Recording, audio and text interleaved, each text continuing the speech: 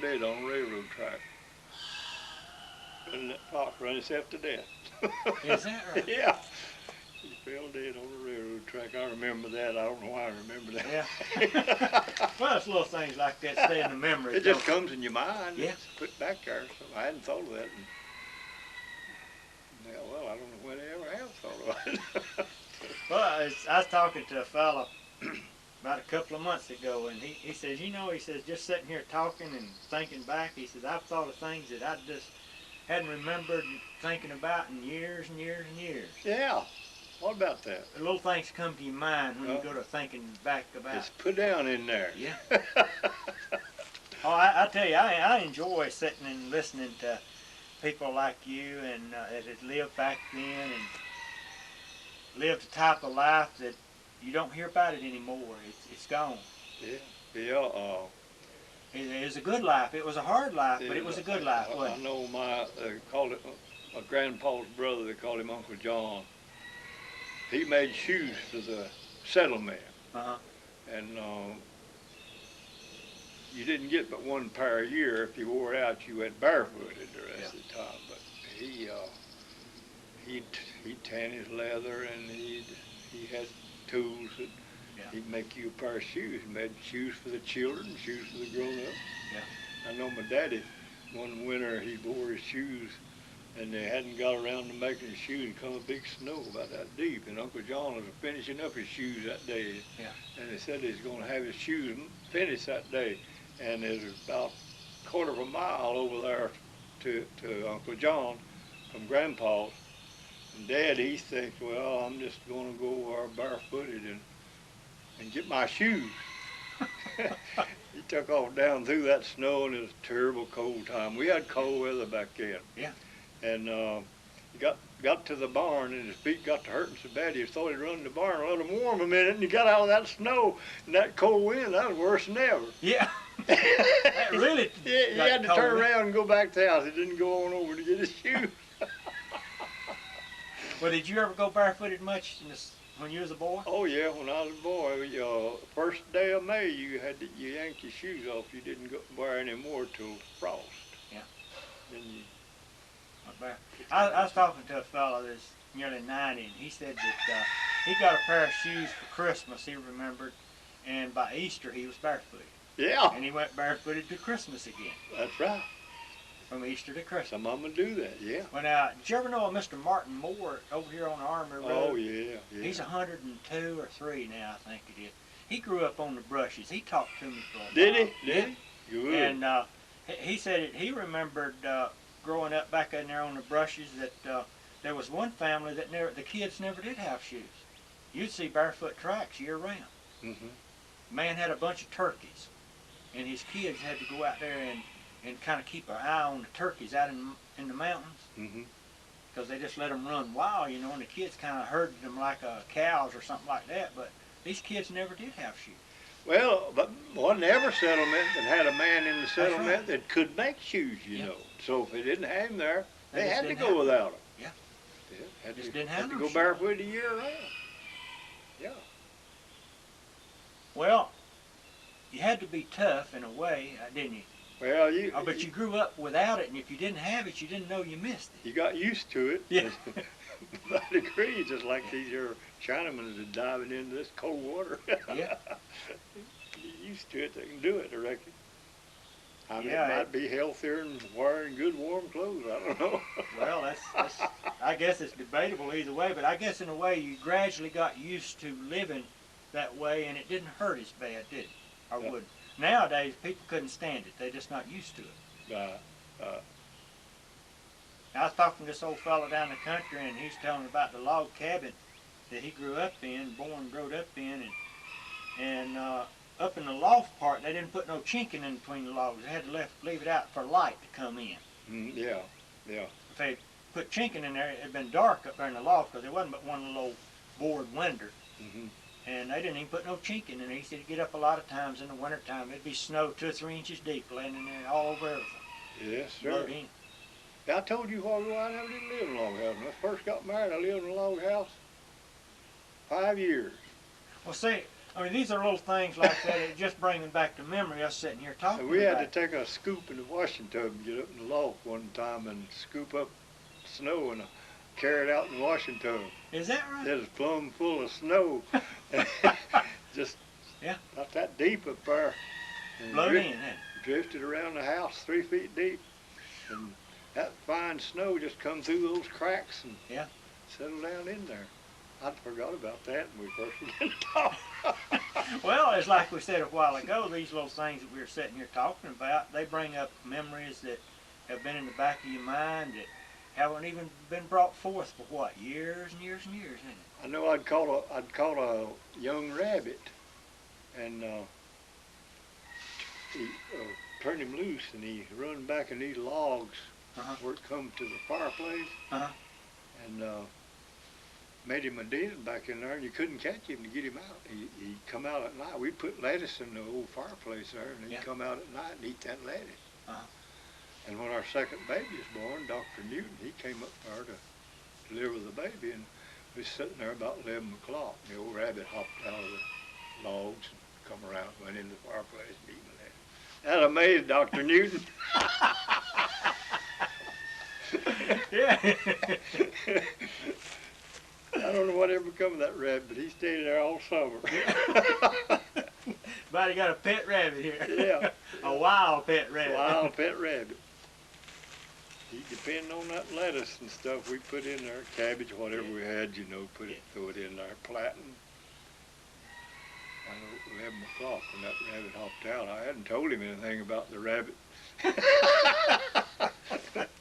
We was sitting there waiting for the baby to be born.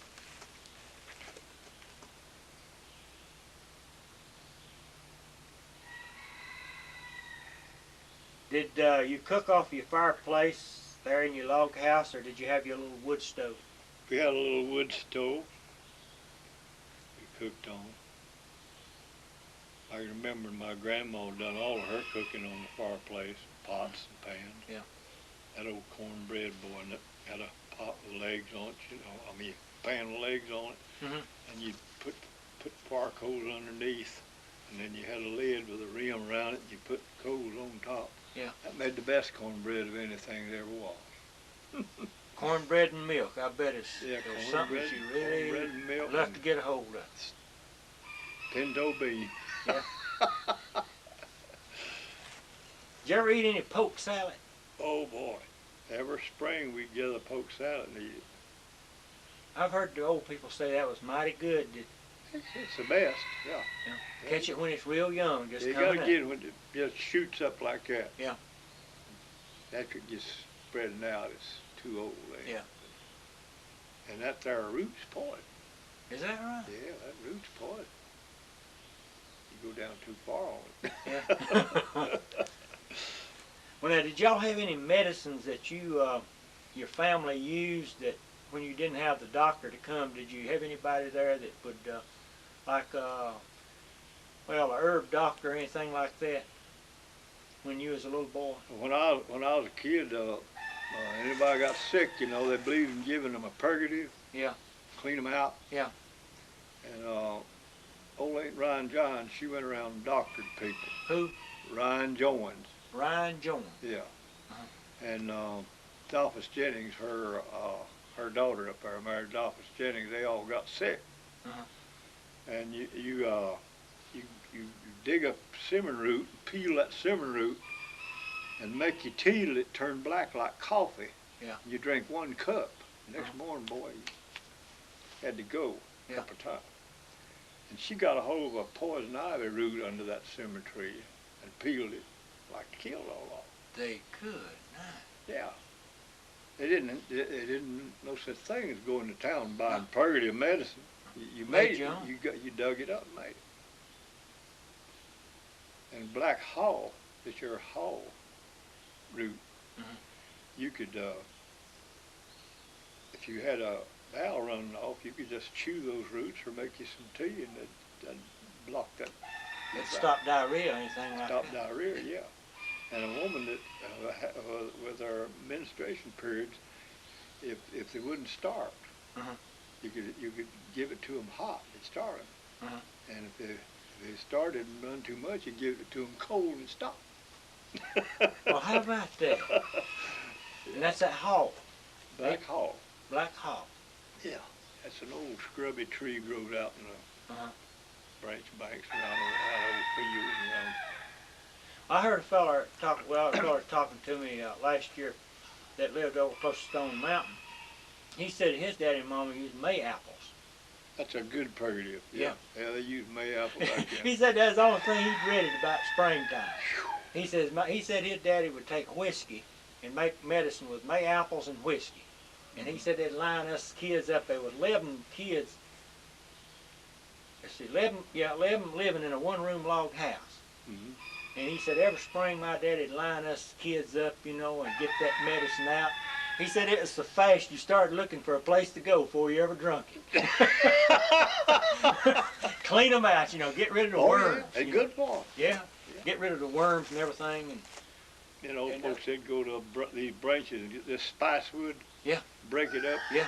And drink it to thin their blood in the spring. uh-huh. Condition their blood with the weather. Get them ready for summertime. Yeah, I'll tell you, those old folks, they knew what they're doing. They had to, didn't they? Yes, sir. Old lady Sarah Jane Fraser used to live up here in the holler, and Ida Lane, Willard's mother, she said that she could make a tea out of white oak bark and angelico and all kinds of herbs, about 7 or 8 different kinds of herbs, and said when they'd give them that to drink, said it felt like kicking up a heels and fly. Yeah, that old-timey herb doctors, boy, they were special, wasn't it? It's a pity they got gone, ain't it? Yes, sir, it is, because some of that old medicine, boy, was real A1. Yes, sir. I'd give a whole lot if I just knew how to make the medicine the old lady Sarah Jane knew how to make.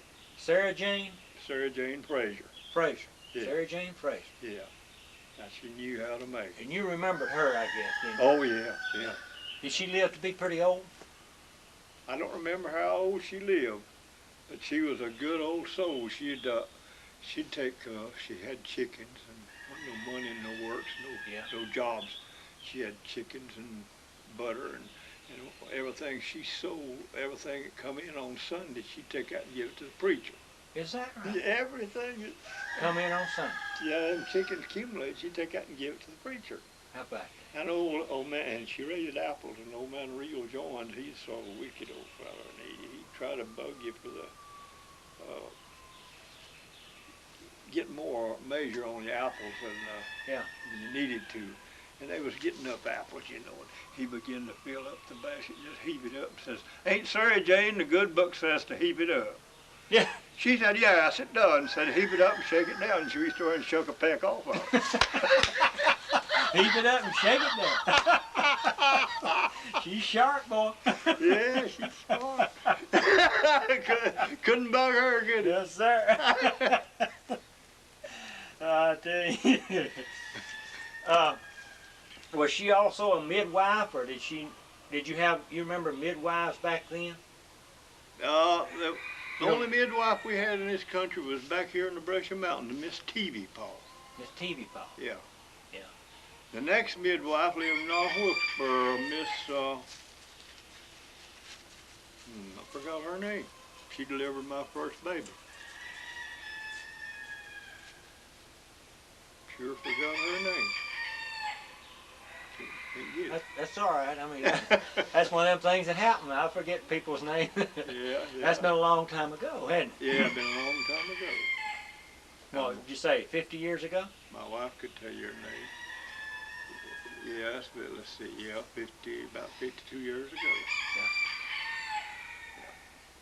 You're doing mighty good, I think, to remember things like you are, going way back that long and things. A lot of people can't take me back. Yeah.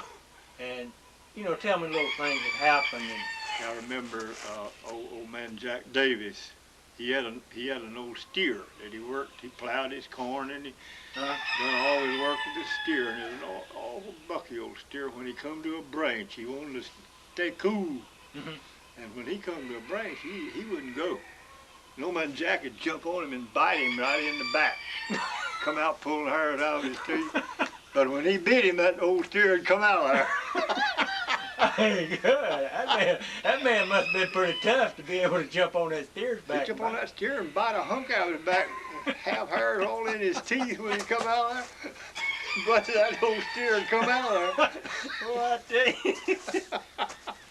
Never heard tell of moving a steer that way, but I guess it sure worked, didn't it? Yeah, boy, he learned how to make him come out. He wouldn't come. You could beat him, punch him, he'd just stand there in that water.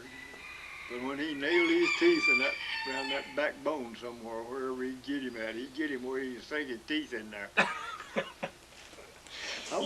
I didn't think I'd ever find anybody working a steer, but Mr. Camey Harris over here in Huey, you know them that live about a mile from Wilkesboro. Mm-hmm. Black man. I know the Harrises live over in Yeah, there. Mr. Camey. Now they've got a steer. They've had it 14 years, and they put a harness on it just like a mule. Yeah. And they work it all the time. They don't have a tractor or nothing or anything. Yeah, that's all right. Yeah, boy, that old steer, he's way up. Some I of guess. them awful good, you Oh, know. it's just as gentle as it could be. That yoke of steers that I used to work, well, if they got too tired, Mm-hmm. they'd turn themselves in the yoke. I don't know how. That yoke, Mm-hmm. it went on the back of their neck like that. Yeah. And when they turned themselves in that yoke, it was down here. Yeah. You had to take it off. They'd do that sometime. But you could have the sawmill here, Uh-huh. and up yonder is the logs in the woods. Right. You drive them up there and drive your grabs in the log and bring them back to the mill one time. Uh-huh. And then you go up there and drive your grabs in the log, and they'd come to that mill and they'd stop that log exactly right. Is that right? And the fella at the mill, he'd pick up and knock the grabs out and turn them around. They'd come right back to you in that woods while you was trimming the road there to that next, where they got that last log. And you- I've heard the old people say that steer was a lot better to work than the mule and the horses. Oh yeah, yeah. You just think about a steer coming in with a log to the mill and stopping it on the poles at right, Yeah. and then knock the grabs out, and the man was there, turn him around, and if it's a half a mile up there, he'd come back to you. Yeah. And You didn't have to do that but one time. didn't have to do it but one time. Bring him down there one time, and then turn him around every time he'd go back to where he got that last log. Smart, wasn't he? Yes, sir, Rick. I was talking to a fella back up here, foot of the mountain, and he said there was a lot of steers used back years ago to log with for 2 or 3 reasons. One, they was more sure-footed than the mule and the horse.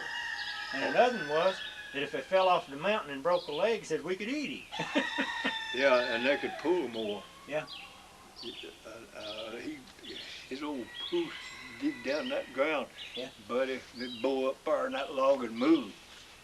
They could move bigger logs than Yeah, the mules or horses. yeah. Well, you know, a horse, he'll kill himself eating if you ain't careful.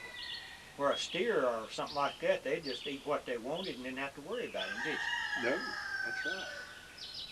And well, an old steer, he's smart. There'd be a root across the road, and you pull that log up against that root and Uh-huh. stop the log. Yeah. Well, you go out there and get you a pole and prise that log up. Uh-huh. And he knew you had your hands on that pole, and you couldn't bother him when you prized the log up. Yeah. 9 times out of 10, you called on him to go, he wouldn't do it. Uh-huh. And just the minute you drop that log down, why, he'd try to go, because he thought you were going to hit him. Yeah. But he knew as long as you had your hands on that pole there to hold the log up, that you couldn't hit him, and he wouldn't go. They had sense. Yes, sir.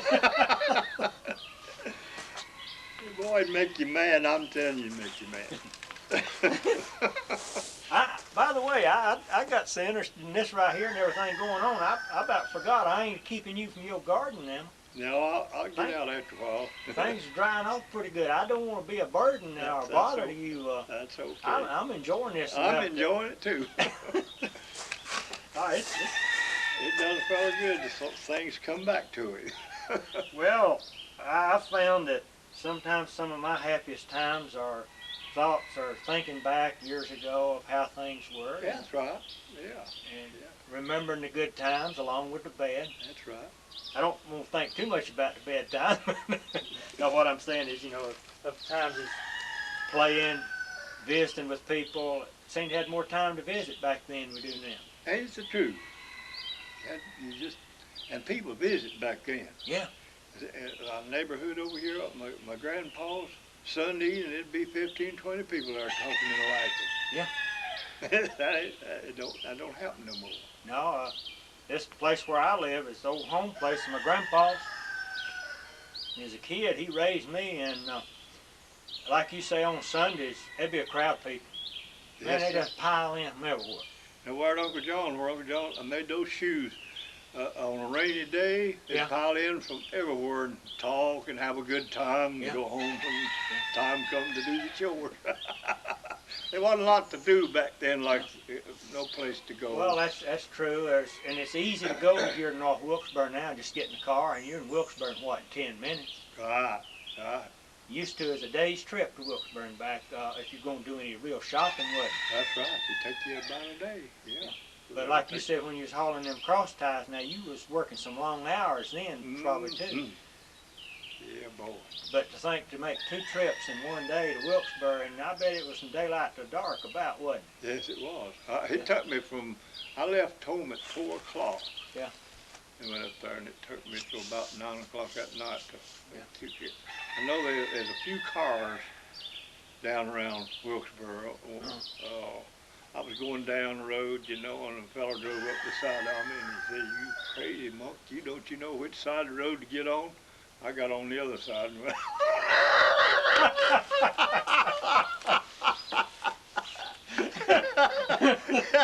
I didn't know which side to drive, Well, I mean, with a horse and wagon, you just drove where it was easiest for the horses, wasn't it? And he drove upside of me. I didn't know I was supposed to drive on the right side of the road. And he drove upside of me and said, I was probably on the left side of the road. Yeah. He said, "Don't you know which side of the road to drive on?" I got on the other side. I knew I was on the wrong side. I thought it was, but what he said. And talking with people in this area around, a lot of them told me that they remembered Mr. Don Laws having a car, one of the first cars. Oh yeah, Don Laws. I remember him getting the first car to come to this country. It was an old, I believe it was International. The wheels was that high, and there was solid rubber tires. Yeah. Onto the wheels, the wooden wheels, Wooden spoke wheels, yeah. spoke wheels. Yeah. And they had a 2-cylinder gasoline engine back in the back, and a chain drove down to the drive shaft. It just and a solid drive, that chain. Yeah. So it's hard to cut, Yeah. So like these here Honda sickles are now, you can't hardly cut them. You can't cut them. And that thing go battle whacking up the road, and he's amazing to look at. He kept that thing even after other cars come for years. And I don't know what ever went with it, but he had it in the shed there a long 40 years after that. I don't know what ever went with that car. And he got the first one that come to this country, Ardon did. Old gasoline type. 2-cylinder gasoline engine. You know, one that goes bang, bang, bang, bang? Yeah. That's how he pulled it. Yeah. Well, you can hear him coming a long way, couldn't you? Yeah. Yes, sir. I know, I remember they poured that there road from Raven Falls to Wilkesboro with concrete. They brought a big concrete machine up there and mixed it up, poured it. And there's a guy who lives up here on the mountain. I'd love to take you up there sometime. We got time. Yeah, I'd love to go. Yeah, I'll take you up there. And he was delivering whiskey around. He lived down in Little Plains, He come up through there, it was delivering 5-gallon whiskey somewhere here in Moravian. And he come down through there, and they was pouring that concrete up there. And they said, "Hey, buddy, you can't go there." He said, "Yeah, I can. I'm coming through." He didn't have no tires on the front wheel, just had rims, Yeah. And they just had to fall back out of the way. And he come down through there in that concrete, just tore it up. They had to back up and re-pour it. I bet they're about ready to shoot that man, wasn't it? Yeah, and he got away with it. He did. Yeah. The old Boots will tell you that today. Who? Boots. Boots Staley. You ought to go up there and Boots interview Staley? him. Yeah, Is he the man that done it? Yeah, he's the man that does it. How about He that? lives right up here on the mountain in a 2-room shack. Is that right? Been living there about all his life. I bet he's getting pretty old too, ain't he? He's the same age I am. He's born the same year I was. Boots Staley. Boots Staley. You ever heard of him? No, I never have. Well, I'll take you up there someday. All right, I just look forward to that. And he got away with running right down through that concrete. Yes, sir. He said, get out of the way, I'm coming through. And right through he went, just that sloppy concrete. Oh, man. Come right down through it. He just, you know, it's hard to drive in. Yeah. It's about that deep. And he come on through and got away. They didn't catch him. They tried to stop him, but he wouldn't stop.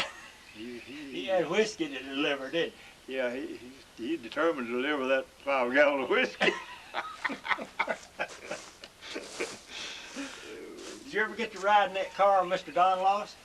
Never did ride, as I remember, never Yeah. did ride in Don Lawson's car. Well, talking about riding in the cars and stuff, but have you ever rode an airplane? Never have. You think you might like to someday, or I think I would. Yeah. you ever rode on a train? Yeah. Did you like that pretty Yeah, I good? like that. But back when I was a kid, I rode on a train. Well, that train was the main way to get in and out from up Wilkesboro, wasn't Yeah. it? Down the country, what I'm talking about.